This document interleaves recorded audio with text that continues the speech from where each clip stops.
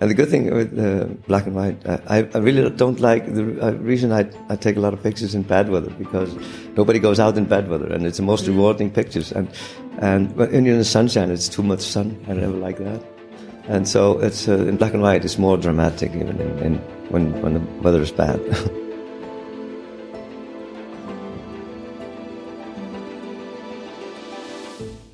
Ja, herzlich willkommen zu einer neuen Gate 7 Podcast-Folge oder besser gesagt zu einer alten, denn ich mache gerade eine kleine Kreativpause. Gate 7 macht Urlaub. Naja, ganz so ist es auch nicht. Genau das Gegenteil eigentlich ist der Fall, denn was Anfang des Jahres hervorragend funktioniert hat, mache ich jetzt wieder.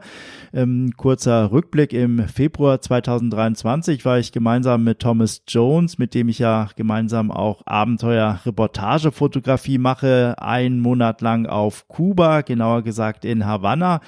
Ähnlich wie die Zeit bei Pia Parolin an der Côte d'Azur im Sommer 2022, wo Thomas und ich unter anderem intensiv am Feinschliff des Manuskripts für unser mittlerweile im D-Punkt-Verlag erschienenen Buch Mit Bildern Geschichten erzählen gearbeitet haben, haben wir auf den Straßen Havannas jede Menge Reportagen fotografiert und Street Photography gemacht. Davon haben wir schon ausführlich berichtet. Wir sind mit vielen Geschichten und Bildern zurückgekommen, die in den vergangenen Wochen und Monaten in Webinare, in Podcasts, in Videos und was weiß ich noch alles eingeflossen sind.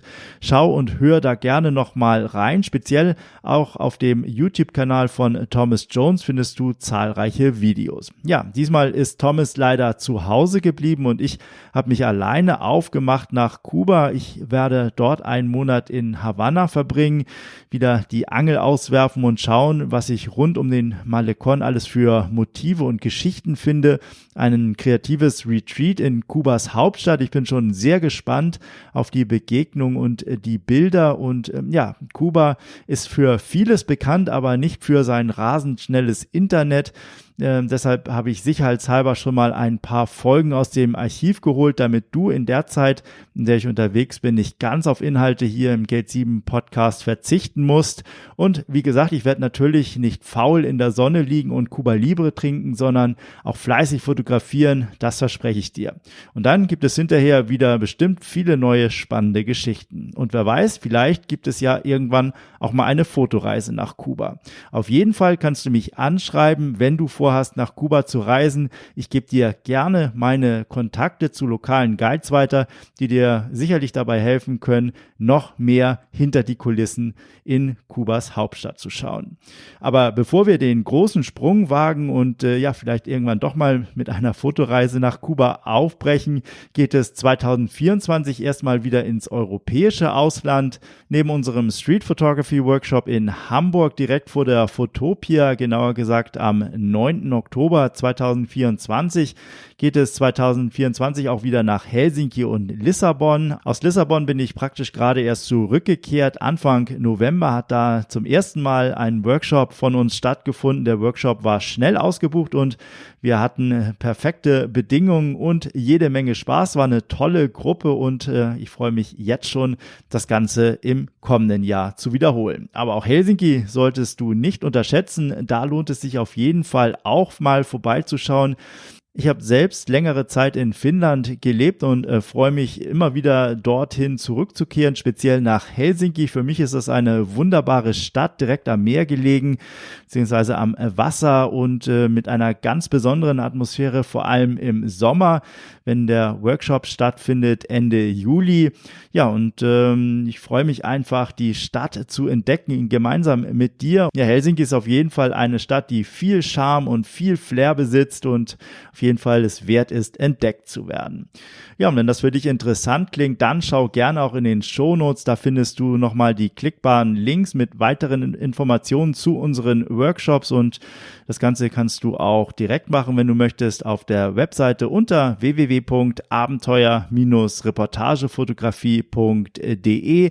Abenteuer-Reportagefotografie ist ja das Projekt, das die Inhalte von Gate 7 sozusagen in die Praxis umsetzt. Ein Projekt, Projekt, das ich gemeinsam mit Thomas Jones mache und in dem all das, was ich mit meinen Gästen hier im Podcast bespreche, in die Praxis umgesetzt wird. Und zwar in verschiedenen Formen, in verschiedenen Formaten wie Webinare, Podcast, Workshops, alles sehr interaktiv und dabei hat sich mittlerweile auch eine sehr aktive Community gebildet, wo wir mittlerweile über 100 Teilnehmerinnen und Teilnehmer sind. Wir tauschen uns gegenseitig aus, alles rund um das Thema Street Photography, Reportage und visuelles Storytelling. Wenn du Lust hast, dann schau gerne dort auch mal vorbei. Den Link findest du in den Shownotes, in deiner Podcast-App oder wie gesagt direkt auf der Webseite abenteuer-reportagefotografie.de. Ja, und wie gesagt, an dieser Stelle ist, glaube ich, für mich der richtige Zeitpunkt gekommen, nach einem turbulenten Jahr mit vielen Vorträgen, mit vielen Workshops, mit vielen Aktionen rund um Geld 7 und Abenteuer-Reportagefotografie mal durchzuschnaufen, eine Pause einzulegen, um dann wieder richtig Schwung aufzunehmen. Ja, und vielleicht ist es ja auch für dich eine gute Gelegenheit, dich nochmal etwas intensiver mit den bisherigen Inhalten auf Geld 7 in Ruhe auseinanderzusetzen und dich dann auf die neuen Interviews zu freuen, die in den kommenden Wochen und Monaten sicherlich kommen werden. Zum einen natürlich das, was ich auf Kuba erlebe. Und zudem muss ich auch noch aufarbeiten, was ich fotografisch in Kolumbien vor mittlerweile über einem Jahr gemacht habe, sowie zuletzt auf den Reisen in Helsinki und Lissabon. Da ist noch einiges im Archiv. Dann kommt Kuba noch hinzu und Mitte Januar geht es dann auch wieder in meine zweite Heimat nach Argentinien. Also eine ganze Menge, die da auf dem Zettel steht. Ja, und wenn du zufällig Anfang 2024 auch in Buenos Aires bist und Lust auf eine individuelle Fototour hast, dann melde dich gerne bei mir. Ab Januar gibt es dann natürlich auch wieder hier frische Folgen. Damit aber in der Zwischenzeit hier auf dem Kanal keine Funkstille herrscht, bin ich mal tief ins Archiv gestiegen und habe ein paar Folgen herausgesucht, die aus dem ein oder anderen Grund es wert sind, noch einmal ausgestrahlt zu werden. Ja, und außerdem sind die Hörerzahlen in den vergangenen Monaten nochmal deutlich gestiegen. In Kürze knackt Geld 7 dann auch die 1 Million Marke, was die Downloads angeht. Darüber freue ich mich natürlich sehr. Vielen Dank natürlich an dieser Stelle auch an dich da draußen, die oder der du regelmäßig Geld 7 hörst. Das freut mich. Ja, und danke natürlich auch an alle, die Geld 7 erst kürzlich entdeckt und abonniert haben. Und wenn du auch dazu gehörst, dann bist du eingestiegen, als es schon über 350 Folgen gab. Und ja, wahrscheinlich bist du noch nicht dazu gekommen, alle Archivfolgen zu hören. Insofern ist diese Folge dann bestimmt auch neu für dich. Ja, und diesmal ist es Ragnar Axelsson, ein isländischer Fotograf, den wir am Rande der Medientage des Fotofestivals Lagasili Baden Foto im vergangenen Jahr getroffen haben. Wir, das sind Ulrike Schumann und Thomas Püller vom Fotopodcast und Thomas Jones. Gemeinsam haben wir dieses Interview in Baden geführt. Seit Jahrzehnten fotografiert Ragnar Axelsson in arktischen Regionen. Dort hat der Isländer die Folgen des Klimawandels für Mensch und Natur miterlebt. Seine Bilder von rauher Schönheit zeigen eine Welt, die im Begriff ist, für immer zu verschwinden.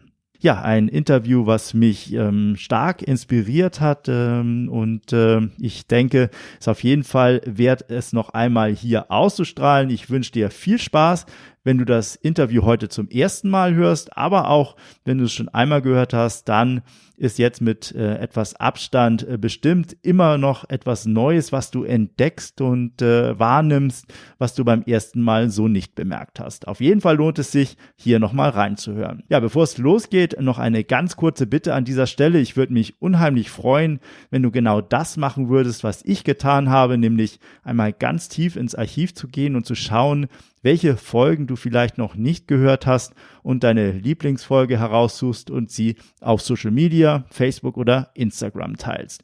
Mit deinen Freunden, mit deinen Bekannten, die sich auch für Fotografie und Storytelling interessieren.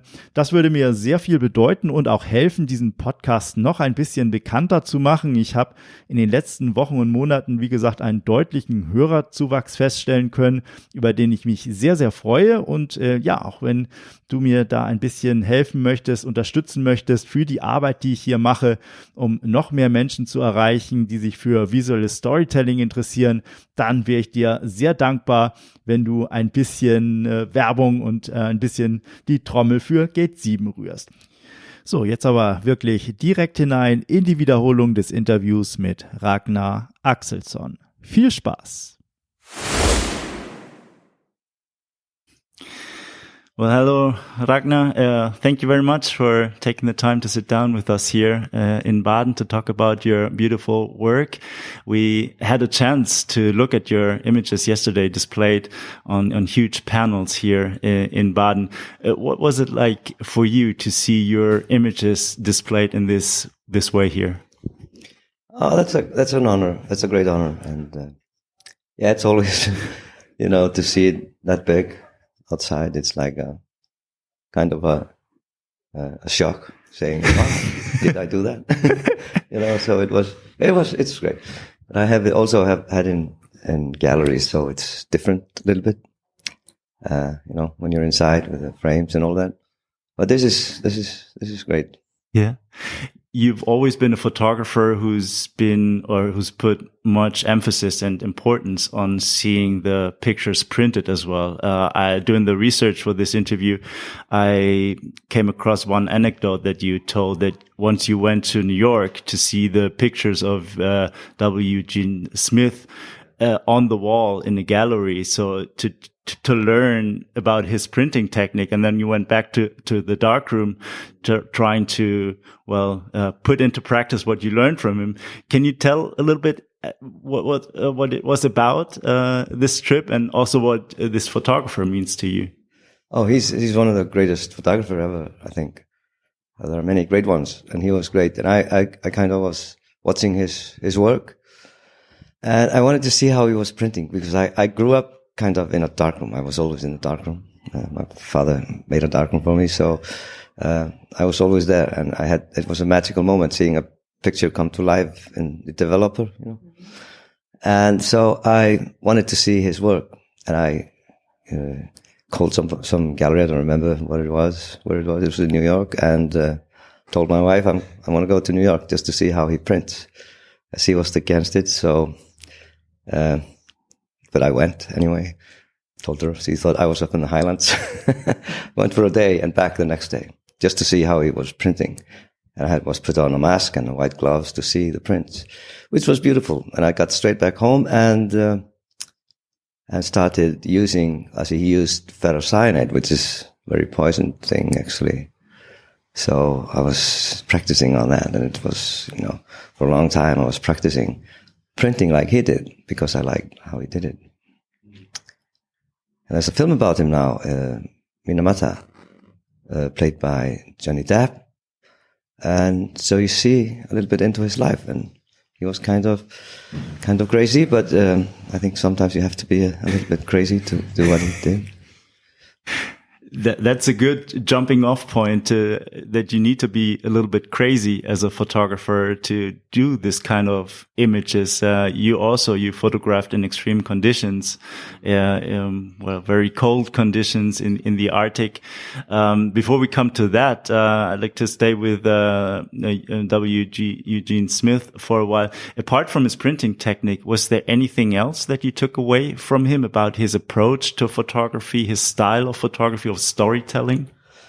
Yeah, it was he got so much into everything he was doing, and I think that is very important to work like that. So, because especially when you photograph, what was my passion photographing in the Arctic was it's easy to go and sail around an iceberg in a rubber boat and take pictures of an iceberg and go back home. But I think you have to go into the story and into like people's life and stay with them. And so I did that. I stayed with them on the sea ice in a tent and got to know them, gained their trust to be able to photograph their life and ask them questions about what the future will hold for them. So then you really got into what was happening. We are reading in books about what's happening, but they are walking on the pages in the book. So it's a huge knowledge they have. So that was the thing I wanted to get. And that's what he did. He did really go into all the stories he did, and it shows in his photographs. Was it very difficult to get in contact with the people? Not really. Sometimes, though, it took some time, and it spreads around when I get to know one, then another one. And so when I go to another place, they sometimes contact and he's okay. So it takes certain time. So, to be a part of their group. And it has to be, it's a little bit like, sometimes to break the ice between us, just to joke a little and so they feel that they can trust you. I think that's important that, show them respect, then you can get everywhere. And you lived with them, and so they knew you as well. And we lived in on the sea ice in a tent, and they were hunting seals and narwhal and polar bears. And in the afternoon, we were getting cold. We were warming up the tent, and we played cards. And I lost all the time. They cheated. So I lost my gear, but I had to make a deal with them, keep my gear and my clothes on until back. So that kind of made us all laugh, and they were happy with it. They needed it more than I did when I was leaving. So it was kind of, it built up a great friendship, and I still have great friendship with them. How long did you live with them? It was up to 5 weeks sometimes, in tents and small cabins, but usually to go like that now is like being not more than maybe 2 weeks, because when you stay on the ice, you look to the left, there's only ice, and you look to the right, there's only ice, and icebergs, of course. But so you're taking the same photograph sometimes over and over again, but you never know what happens. Mm-hmm. And so that is, you keep your concentration if you're not too long. Otherwise you don't know if there's anybody alive in the world sometimes, because you're out of reach from everything. Mm-hmm. You once said that when you started out as a photographer, all your colleagues, everybody went to Africa, and you turned the other direction. You went to the Nordic. You're from Iceland, and so what other reason was there to focus on that region, whereas everybody else seemed to be looking another way? I read the stories from great Arctic explorers. There was a Danish guy, Knud Rasmussen, and Peter Freuchen. They wrote different books. From the same journey, they wrote 2 books. One was boring and one was hilarious, because he added the funny parts happening in his book. Peter Freuchen, he was kind of like a Munchausen. But the stories, they were true in a way, though, what he wrote. And I was so, excited seeing this kind of life. So, and it was a dream since I was just a young boy. And so I went, and it's still ongoing, actually. I've been going like 50 times or something. Mm-hmm.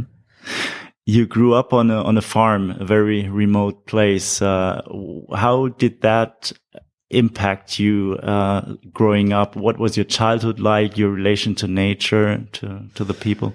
When I was 8 years old, first time I went. I was there for about 8 summers. And there were no bridges to pass the glacial rivers. I had to be flown in by an aircraft. And I felt like the whole world was mine. I was 10 years old on a horse. I had a white horse, and I had to measure the rivers, glacial rivers, because all the people on the farm, there were 5 brothers, 2 sisters, they were scientists, and they were measuring the glaciers and the rivers and always writing it down, taking the weather every day.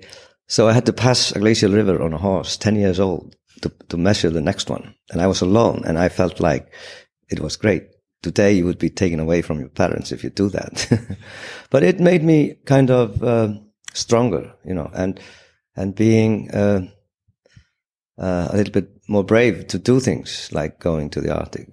I'm not a brave man, but I just felt like I could do more, So that was, and I saw the glaciers were retreating, and I thought the people I photographed the people in their environment and the farmers, and I thought this is going to change. So it started early on, that at the age of 10, and the best pictures, it's in the book that I did in the exhibition in Munich, which I took when I was 10, is probably the best pictures I ever taken. So there was no improvement. That's started it all, actually. To photograph people in their environment and documenting life. It's my passion in a way. You've stayed with that theme now throughout your career. How important is that in your eyes for a photographer to find something that he really has, a theme that he knows about, that he feels, and that comes from within? Mm-hmm. It feels, it's, how do I say it? It's just something that happens inside of you. You just feel like it's like writing a song. You write certain kind of songs. You don't try to write other types of songs. You stick with working from your heart. That's what I did. And it was like, it kind of I couldn't take it out. I had to do this. I did a lot of things. I worked for a newspaper. I did sports and everything. And it was fun, the news. It was great. But my mind was always on this documentary work. And I think today, photography has always been important. It's even more important than today to show people how life on Earth is and the changes that are happening. And if you take, for instance, photography, how it is, it's kind of fighting for its life in a way, because it has changed so drastically in 10, 15 years. And today, the most popular ones are on Instagram. It's little girls and guys wiggling their ass in front of a waterfall. It has nothing to do with life on Earth. It's just a funny picture, but they're very highly rated, which is someday they will find out it's not. I think you told us you were there about 50 times on photo tours. Normally, a big deal is the preparation for such a trip. But is there something like routine for you, so you don't have to do a lot of preparation nowadays? I do a lot of preparation all the time. But at first, I didn't know how to go, so I was freezing. But I do. When you go that, you have to always. I do rely on them. I trust them. The hunters, the skilled ones. I pick the ones that I know that are good. Okay. Because there are good hunters and there are not so good hunters. But my friends are very good ones. So, I prepare now that I did for years. I go swimming in the ocean every day, no matter how the weather is. Because I've fallen in the ocean in Greenland in crevices 3 or 4 times. And that's cold, I can tell you. And, so I had to be, training a little bit like that. And it's, I think it heals everything, going in the ocean. And, it makes you more fit and it makes you prepared if something happens. Because sometimes you had to put up a tent and warm it up and dry our clothes before we could continue because we were all wet and freezing. So ice sometimes cracks and breaks up. So you have to find a way through to get back to safety. And so, it's also a mentality. You have to keep your head straight, and just be afraid afterwards. Have there been any situations where you were in danger photographing in that harsh conditions? I never thought about it that way. But when thinking back, it was probably, because we were sometimes like, I was in a little village in East Greenland when there was a storm warning. We shouldn't go out. And my friend is a hunter living in the next village. And I saw a guy with the binoculars looking out on the sea ice. And I knew it was his brother. He's my friend's brother. I never met him before. And I came to him and he was very angry looking in a way when he saw me. And I just asked him, can I take one picture of you? Just, yes, you can take one. So I took one and he said, are you finished? He said one. And then he laughed, it broke the ice between us. And he was telling me that he was looking for polar bears. But I told him there's a storm warning, so nobody should get out. But he said, if we see one, we might try to get one. And asked him, can you let me know? I'm in that little cabin over there. Can you let me know if you see one? 10 minutes later, he came running. There are 5 polar bears. And my brother is going out. And Hjalmar is one of the greatest hunters in Greenland. And I asked him when he came to the little village where I was, can I come with you? And he said, we're not allowed to take you with us. Anybody. So I looked him in the eye. I said, well, I'm coming with you. And he looked, it was the longest 30 seconds in my life. And he said, stay behind, so I'm not seeing you. So you can, I will say that you just followed. And so we followed. We ran like 7-8 kilometers and followed the polar bears, and he got one. And we had to, there's one picture on the exhibition here, this little tiny guy, and you see the rough eyes. And when he shot the polar bear, he was trying to escape, and he fell on the ice. And he was reaching for more bullets. They had fallen out of his pocket when we were running. So we had no bullets, and 4 polar bears close by, which we did not know where they were. But his brother came fast, so we were probably in danger for 20 minutes, something like that. But usually they run away. So, and that polar bear that was on the ice, Hjalmar asked me, you have to stop taking pictures and help me drag it to the safe ice.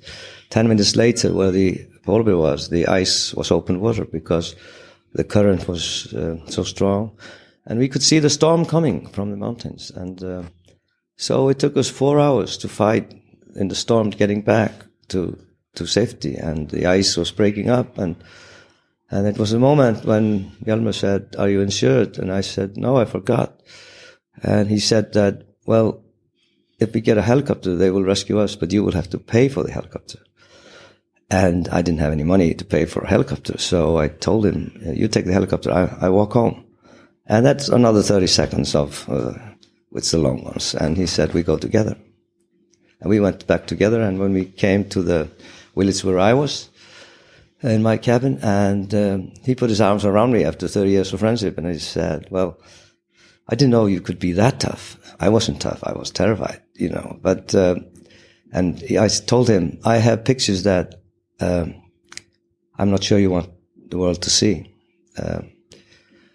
Because I don't want to harm you, do any harm to you. And he said, silence for a few seconds, and he said, I want the world to see my life. I can't go to the shop like you can. I have to hunt to feed my family. And so it was a great moment. And I asked him if I could give you one wish, what would it be?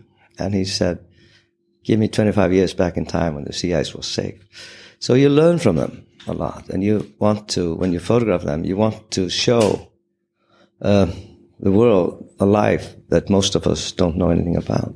Because, it's a beautiful life. It's fading away in a way. Yeah. It's a life that is disappearing, and it's also a life that not many people are able to witness themselves. So this is your job kind of as a photographer. But what you've told us just now, it's a story, it's adventure. How much more is photography for you, apart from taking the pictures in the moment, experiencing all this, being out there on the ice, chasing polar bears, feeling the cold, everything that comes around? I mean, the pressing of the shutter button is just a moment. It's important, but how important is the rest of it? It's very important. The moment for me is, I grew up with, my father gave me books of painters. So I was looking at paintings. I can't paint, so I had to take pictures. And he gave me magazines. He ordered from, I grew up with Stern magazine and old Life magazines. So that he had collected and gave to me. And I remember the great German photographers, Ulrich Mark and Helfried Weyer. He was in the Arctic. So that was my heroes in photography in a way then. And so it's when clicking the moment, like in a painting, they paint like expression of people's faces and certain, positions. It's the same in photography. It's, you have to catch the right moment for me and the expression on people's faces and things like that. But when working on the pictures is also like Eugene Smith in the darkroom. You create it. And I do it in black and white. I like black and white much better than color. So it's all the way to finish the picture like that. Make the atmosphere in it and the feeling you had when you took it. It's my opinion on it.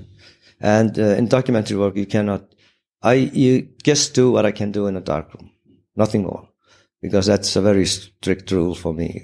It's because you cannot add or take anything out in documentary work. You can do it if you're doing advertisement or some artwork. You feel like an artwork, but not in documentary work. You mentioned how important black and white photography is to you. And I found one quote where you, I think, were referring to digital photography and the process of turning a color image to monochrome, black and white, that it hurts your heart when people do that. Yeah, well, I do that, but it's always wondering, it's always what hurts my heart is that, am I cheating doing this? Mm-hmm. I took it in color, so I bought like a monochrome, so I can't do it. But I always do it when I do a color on a colored camera. Mm-hmm. I turn it to black and white right away. It's been taking me years to say, you're not cheating. It's just the way you want to shoot. But it probably is. I mean, it's in color. But the tree is in color, and you take a black and white picture. Isn't that cheating anyway? Mm-hmm. Perhaps. It's the proximity to science, so you feel like this. Yeah, I mean, you want to be doing it. You want to be, honest. Yeah. And do you see in black and white before you take the picture? Yes. Yeah. I even had sunglasses that looked like black. A lot of photographers who like black and white tell they see it in black and white, although it's in color. Mm. And the good thing with black and white, I really don't like the reason I take a lot of pictures in bad weather, because nobody goes out in bad weather, and it's the most rewarding pictures. And when you're in the sunshine, it's too much sun. I never like that. And so it's in black and white, it's more dramatic even when the weather is bad. Mm. You've talked about how challenging these conditions are, and what they do mentally to you. And I think they have also taken a physical toll on you. Yesterday, when you talked about your work, you were referring to some injury you have with your hand. I think. Yeah. They froze. I've been freezing my toes and everything, my face, many times. But my hands froze in some 3 years ago. Yeah, 3.5. I had 2 pairs of gloves. I took the outer part because I couldn't click anymore. I thought the camera was something wrong with it. But it was my fingers, so I took it off for 10 minutes and they froze. This one still hurts every day. And, the others are kind of numb. The fingertips, they were all white and then black. But, that's okay. I mean, they're going to be fine. And it doesn't bother me. It's, the only thing it does a good thing. My wife don't allow me to clean up the dishes because I break them. So there's always something good about everything. Always look on the positive side. Yeah. Yeah, but that was my stupidity actually, take the gloves off. And, but I was so excited getting the picture.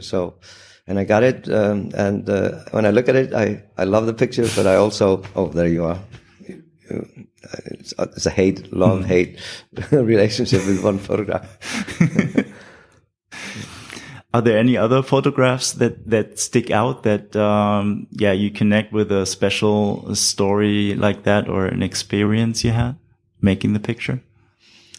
I tell stories behind pictures at home and on the internet and the TV. Every Sunday morning, and when I see, I can't forget what I was doing 5 minutes ago, but if I see a photograph that I took 20 years ago and I look at it and I think, I remember the whole day, so, there's a lot of, photographs that I,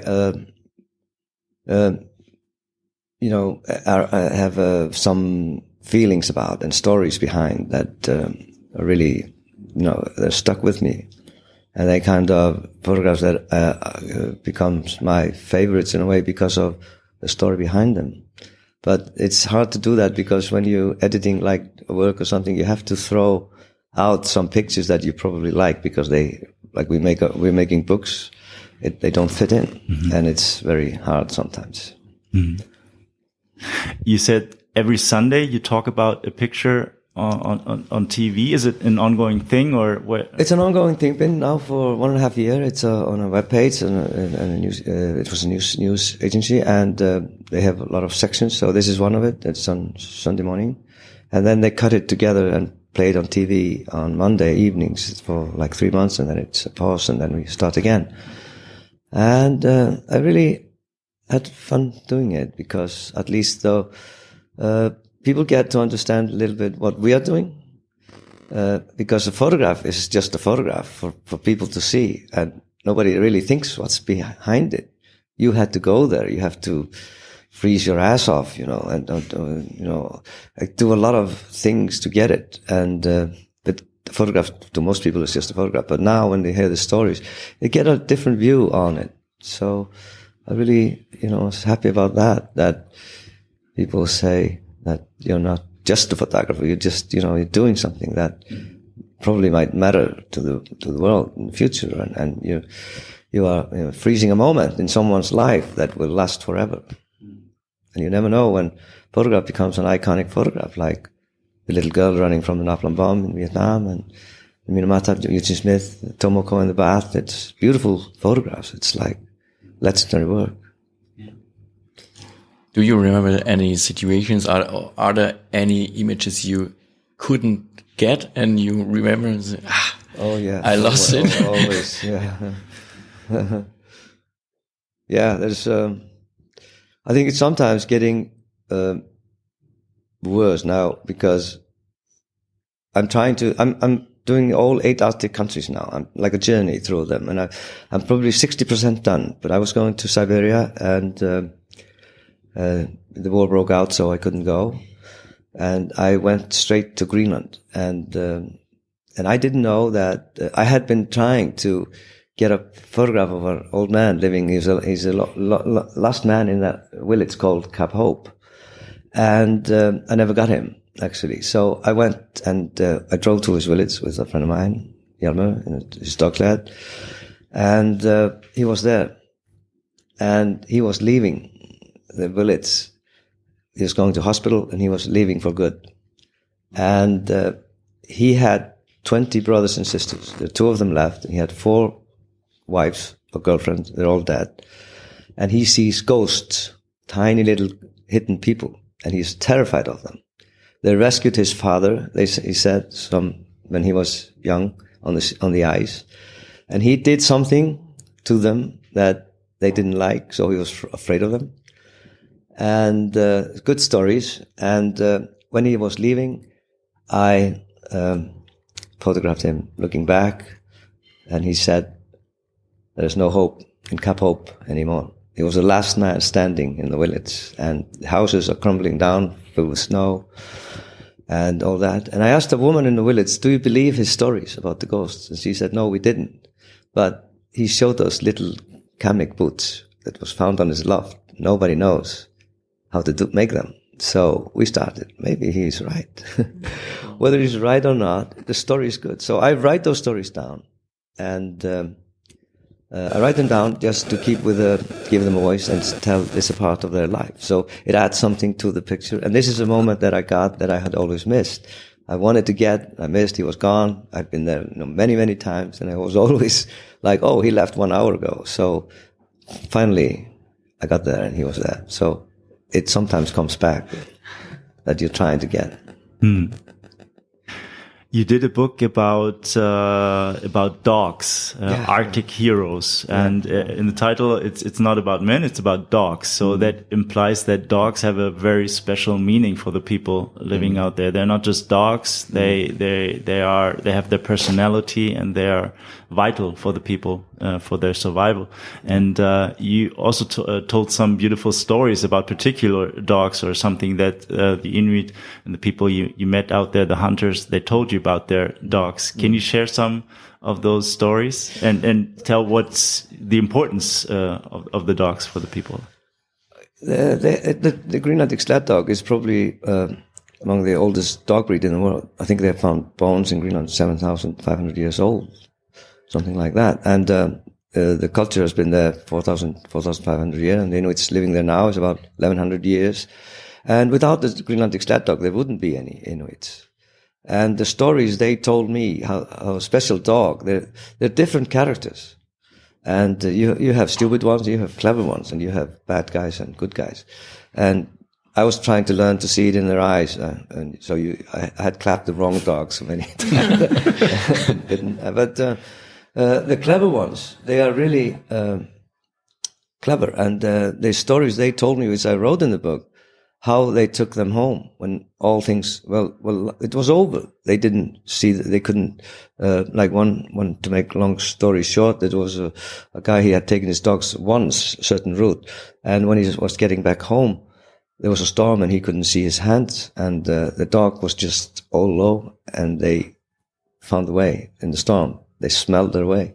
The leader dog was such a clever dog, 2 of them. And so there are many stories like that, but they didn't want to tell those stories. I had to drag it out of them. Like my friend Ole, who told me a story about Kendo, which means black dog. And we named our publishing company after that dog because the story was so beautiful. And Ole told me about it was his best friend, and it was a beautiful story, but he was not going to tell me stories. He says, they're going with me to the grave. And I had been there for a week talking to him, and the day before I left the village, I told him, Ole, you have to write those stories down for your kids and grandchildren and your ancestors, because it's beautiful stories. And I know there are beautiful stories you have. And he said, oh, I'll think about it. And next day he said, I'll tell you the stories. And he told me a story about Kendo, which is in the book. And when he had finished the story, he cried. And he said, I'll tell you more story next time. There was no next time. He died 3 months later. But I got a few stories from him, and they are in the book. And I promised him that I would only run it in the book. And in the book, it is to honor him and his legacy and the story. But the dogs are really, really great heroes, actually, alongside with the hunters. They need each other. So many stories you heard, and you're documenting a world that is slowly disappearing now, and with that there's disappearing the wisdom of the people who've lived in these conditions for so many years. Is there anything that you've learned from these people about life, about approaching life, or? Oh yeah, I learned a lot. I learned being like humble towards this kind of life, because when I came first, I was kind of, I was a young man, kind of arrogant, thinking about it and saying that, well, we the Vikings, we could beat you with bare hands, easily. We make a bet who was going to stay out longer with your bare hands. I was 5 minutes, he was 25 minutes. So it was like you learn to be humble towards and respect that, and respect other things everywhere, whatever life on earth, it's it made me rethink everything. And they have a lot of knowledge. I have a lot of friends, scientists, and I always urge them to say, like one of my friends, scientist, said, you have to learn from him. And he went with me and said, thank you, I learned a lot, because they know a lot of things about what's happening on our planet and climate change and all that. But those guys know a lot. But the first impression that I was in Thule, I think it was 86, and I passed the guy's house, and he was always saying something in Greenlandic, which I didn't understand. So I asked, on the 5th day, I asked the teacher in the village, can you translate what he's saying? And he said these words, there's something wrong. It shouldn't be like this. The big ice is sick. He was talking about the Greenlandic ice cap, the whole ice cap. And he felt it. He was an old man. He knew that, and he saw things were changing. I'm not blaming you or me for what's happening, but I leave that to scientists to tell us. But I think it's important for me and everybody to document this kind of changes in life. It supports what they are saying, maybe, and it also shows others that there is life, and this kind of life is changing. It will be, the young generation doesn't want to be hunters anymore. They want to live a different kind of life. So, and the dogs population, there were 30,000 dogs some 11 years ago. Now there's about 11,000 left. So it shows how it's going down too. Slowly going back, the population of the dogs, the hunters, they look for other ways of lives. Yeah. Are there any other signs that you witnessed over the decades that you've been going back and forth, how it has changed? Yeah, you see the glaciers retreating. Like in Iceland, you see them, they retreat somewhere 100 meters a year. You see that thinning. I saw that as a kid, and they have been smaller before, they've been bigger, but this is happening now. Our planet is in that phase of this is ongoing, and And in Greenland, I flew with my friend scientists up to Thule. We flew up all the glacier. And when we were heading back from Qaanaaq down to Ilulissat, we were flying above the glacier, and it was all grey. And I was saying, this is, I've never seen this before. It's all grey. It was slush. And NASA, it was the same time, and NASA took the satellite photograph showing 97% of the glacier melting, which is also a phenomenon that happens 150 years, every 150 years. So, but we were there above when it was happening. So seeing that was kind of scary. And all the blue lakes, thousands of them on the surface of glacier, that's something that the numbers of blue lakes are increasing, actually. So it's melting. Mm. I imagine you've been asked this question many times, but doing these kind of photographs, what is it that you try to make an impact with, or do you think you can make an impact with your pictures, or what is it that you'd like for people to take away that look at your pictures? Oh, that's a good question. I just want to show the world, or those who see it, what's happening, and you get hit. I get hit on a lot by people saying this is not happening, it's just bullshit, but they've never been there, So I just wanted to photograph and make books. We made our own company because we didn't want to go on our knees to some publishing company, didn't understand it either. So we made our own. Oh, we'll just do it. So we did all the books we did, based on the novel. And then we did Glacier, we did Arctic Heroes, and Where the World is Melting, which it's in collaboration with Kerer in Germany, a great publisher. And so in the exhibition in Munich, we did that catalog book, Where the World is Melting. It shows places where it is melting or changing. So I want to just at least make people think about it. That's the reason we want it. It's a passion, something, I don't know, it's something that it's called stupidity, being so stubborn doing it, I think. But I think it has to be done and documented. And it has to be be aware of how people live and show people in the pictures, not just icebergs floating around. They're going to be there for 1,000 years floating like that, but the people will be different and life will be different. Hmm.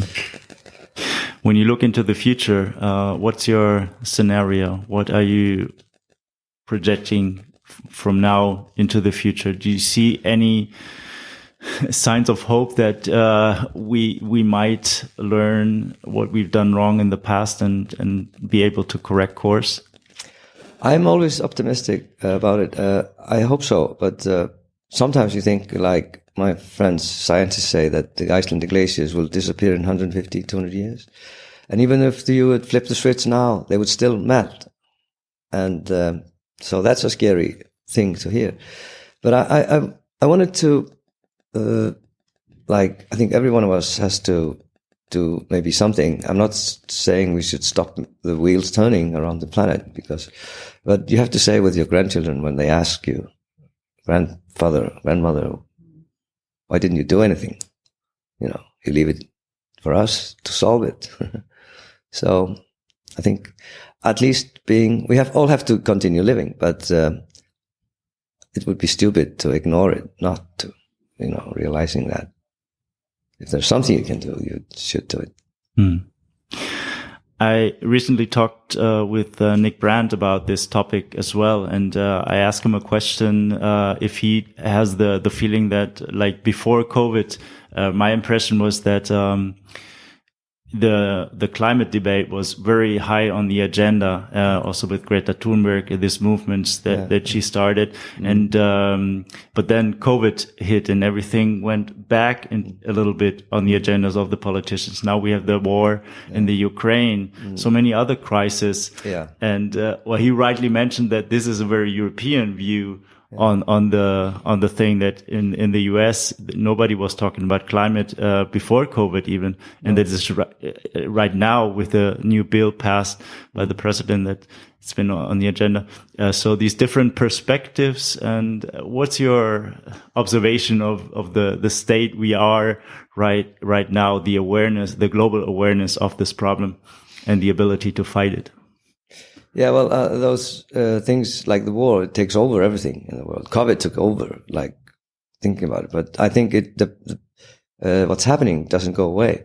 And I believe that the Arctic will be, in coming years, the biggest issue on the planet anyway, because that is the biggest threat.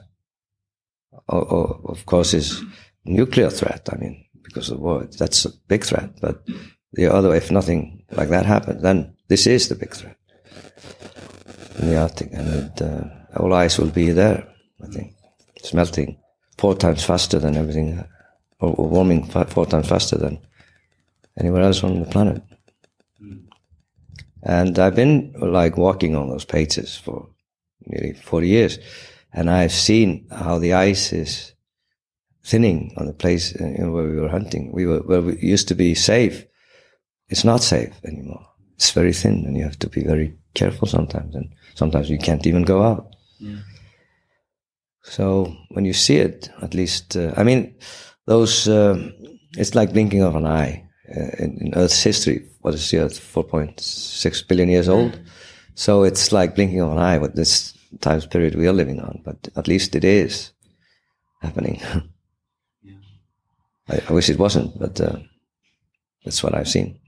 Right. Yesterday, we went around here looking at the exhibitions of all the other photographers. You've been there as well, looking at the work of your colleagues. What is the impression you took away from this day yesterday? Are there any projects, any images that stuck out for you? There's many. I knew most of them. I've looked through the work. I look a lot through other photographers' work, and I have a huge problem with myself that I cannot envy others. It makes me happy seeing somebody doing something great, and it's a drive, so I see a great photograph. Oh, I want to do it like that. So, and then I take a picture, and the idea comes from this picture, but you can't see it. It was just something that clicked in the head. It's like writing a song. You hear a good song and you want to make a better song. I'll try to. And I really enjoyed seeing it, and I want to go today and see it again, and so it's a lot of great work being done. You can always take away something from colleagues. I knew one mentor of you was Mary Ellen Mark. Yeah. You mentioned. Can you tell the story how you got to know her and why she is so particularly important? It's a passion she had, and she died in 2015. I came to her. She was my teacher, in Florida. And everybody, the first school day, everybody should bring some fruit or something. And at the time, Iceland didn't have beer, so I brought 6-pack of beer in the morning for breakfast. And she laughed, and that's crazy. And we became very good friends. And she and her husband, Martin Bell, he's a filmmaker. They used to work with Attenborough, and they came on holiday every summer to Iceland. And this was a passion and a drive she had. Even when she was, when she died, she was working a few hours before. She was a wonderful woman, sadly missed, and one of the greatest photographers ever. Beautiful woman. You did a workshop with her, or? Yeah. And then she came to Iceland. Had a lot of workshops and holidays, and we helped her when she was there, and they were great. Yeah. And I did learn a lot from her. She kicked my ass, constantly, and said when I was on the call, I took photographs. Said, "Why didn't you take more pictures?" Well, I was finished. You're never finished. And when I took one photograph in Greenland, I remember her words. I was we were heading back home after 2 weeks on the sea ice in very cold conditions, and I was trying to capture the hunter sitting. I was behind him on the dog sled. And I thought I had the picture, so I was freezing, and I put my cameras down, and I could hear her voice keep on taking pictures. And I was like, "Mary Ellen, do you know how cold it is here?" And he replied, "I don't care. Take more pictures." And I took it up, and I took the photograph. I thought I had the picture of him, and the picture that I thought I had was not a good one. The picture came just seconds after. So I listened to what she said, and I always, it was a good thing to learn from her. Yeah.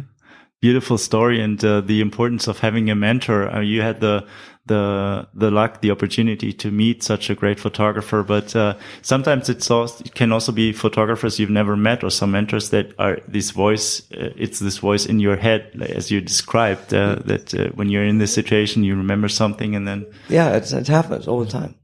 And I watch other photographers, like there's a great photographer, James Nachtwey is great, Don McCullin. I met him. And he was actually James Nachtwey's mentor, I think. In a way, James Nachtwey told once that he was the one he really liked, his photographs. And I met Don. He's a legend. He's a great guy. He's an old man now. Now he photographed war, Vietnam and all that. And he's now photographing landscapes, and it's his passion. And when I get old in 100 years, I want to do it the same. One other thing I'd like to touch on with you is that there's this debate about photography in this age now. What importance does photography or still photography have? What kind of impact it can make with a picture? And it's all very fleeting. You reference to these Instagrammers taking also pictures in your country and Iceland, which are just this snap moments that are quickly forgotten. And you as a photographer looking back on a work from decades, it's for me the importance is there. Like you take one picture and there's the context missing, but now you can look back and document a change that's been going on over decades, like this climate change. So if you give some advice to photographers starting out today, what is it that you would advise them, like from what you've learned over your career? I think it would be to follow your heart and believe in what you're doing. And for me now, I mean, I have now, I have pictures that I can, redo and see, so that they have some meaning, or they will show something that like changes and stuff like that. And I think also just never go away from your own feelings of what you're doing and believe in it. It's hard. I mean, the road is going to be bumpy, but it's rewarding, when you get to the end of the road, whenever that is. And taking pictures for me, it's, I never felt that I have a good photograph. I always trying to get it. So it's a lifetime's quest to go. And in the end, you might get it, you might not, but it's a drive to try to get a good photograph. My friend told me once, when we go together, we always get a good picture. I said, no, what did you say? Don't ever say that again. I never got a good picture. And I think you're through when you think you have a good picture. Then you just can stop. I mean, imagine the Beatles, if they made Hard Day's Night and She Loves You, if they would have stopped then, they wouldn't be the Beatles today. They wouldn't remember. You always have to continue. And I would, and young photographers today is like, there are good ones, and there are also ones who take selfies of themselves. That's not, it's funny, but it's about nothing, Wiggling your ass in front of a waterfall, taking pictures of yourself. It's not, it's not great. Right. And photos change. Are they like when you look back at photos you took 10 years ago, 20 years ago, and the context has changed, or your relationship to them? How do you see that? Like your whole archive when you look at that, is your look at the pictures, the images, is it changing, or? Yeah, and so in a way, sometimes, yeah, but sometimes I feel like I did better things. We were doing films, and when you went on a trip, it was like Christmas, waiting for opening up the parcels, because you didn't know. You took it on film, you couldn't see the pictures as you can do now. So you never knew whether you got the moment or not. When you came back, it took a month to process the films, the negatives, and see. And it was rewarding. So that was quite fun. But now you can see it instantly. I try not to watch it. I just, continue. If you watch, like football match or a handball match, you see photographers, they're all looking at the camera and they're missing the moment. So you have to concentrate on the moment, I think. But I try to change, but I always think that if you make a good rock song, why should you make a disco song? if you're good making rock songs, it's the same. I'm not going to try to be anybody else or different. So I just I try to stick with, my own feelings all the time. How to make a picture, actually. Mm. So you continue this path, and in the years to come now Yeah, it was hard when you were doing black and white. I grew up in the darkness, so I loved black and white, but because you did some stories, and nobody wanted to publish them because they were in black and white. But it had to be I'm going to stick with black and white, But my friends were selling a lot, using colors, doing color work. But I think the black and white it lives longer. Mm-hmm. You came into contact with photography at an early age. You borrowed a camera from your father when you were around 10 years old. I think so. The camera has always been with you. Was there ever an idea of doing something else or dedicating your life to something else than photography? Yeah, I did learn to fly and to become a pilot, but there was no jobs for pilots when I finished. Very few hired. There's only Icelandair. So I just, and I think all my families are pilots, my brothers and nephews, everybody. So they envy me for my job. They're like bus drivers today. And I have, I think, done something that, matters. They did too, but I still fly. So I use both. So it's more fun flying when you're not working as a pilot. So it's excitement all the time. You made the right decision. I hope so. Well, it's been fascinating listening to you, learning about your career, about your approach to photography. And well, thank you very much for taking the time. It's been inspiring, a fun conversation.